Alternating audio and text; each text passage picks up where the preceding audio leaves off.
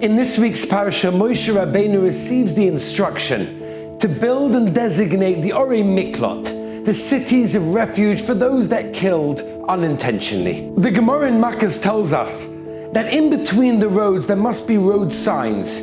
There must be a way of pointing out to those that need to run to the cities of refuge where to go, in which direction should they run. We may ask, if the Torah is eternal and the Torah is speaking to every generation, what is the message of this week's Parsha? What are these signs and the crossroads meant to represent for us? The Lubavitcher Rebbe once explained that there are many Jews that stand at the crossroad of different directions. On one side, they've got a life of Torah and mitzvahs of fulfillment, and on the other side, a life of emptiness, a life of doing the wrong thing, and they're unsure which direction to take.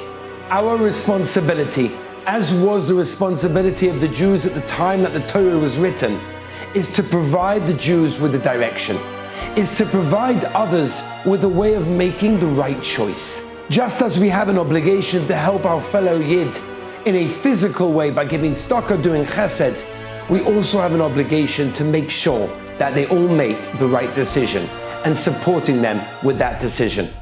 There was a chassid one time by his Rebbe, and he complained to the Rebbe as follows. He said, Rebbe, why do you always spend so much time with Jews that are just not interested in Yiddishkeit? And the Rebbe turned to him and said, tell me something. What do you do as a profession? And he said, Rebbe, I deal with jewels. I deal with diamonds. So the Rebbe said, perhaps do you have any diamonds with you? He said, sure. He takes out of his pocket a small velvet pouch, and he empties out a few beautiful diamonds, some big ones, some small ones. The Rebbe takes the largest diamond there and he says, tell me, is this the most expensive diamond? It's the biggest. So the chassid smiled at his Rebbe and he said, no, not necessarily is the biggest one the most expensive, but look, he takes the smallest one and he shows him this one has been cut to perfection, it's been cleaned to perfection, that is the most expensive diamond. The Rebbe turns to the chassid and says, my dear chassid, when it comes to neshamas, you also have to be an expert in understanding in which direction are they going and how to point them out. As we're about to enter the time of the 9 days and we're in the middle of the 3 weeks, it's a time to work on our avas chinam, on the love for somebody else. There may be so many people out there that are so different to us. They think differently, they want different things, they act differently even. But our job is to point them in the right direction.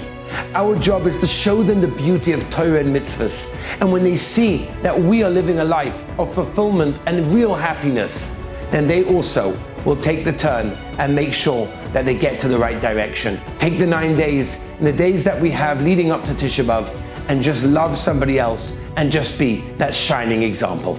Have an amazing Shabbos.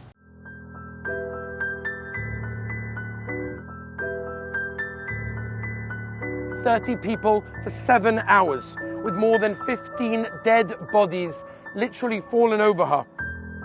She remained inside the bomb shelter. She was about to give up.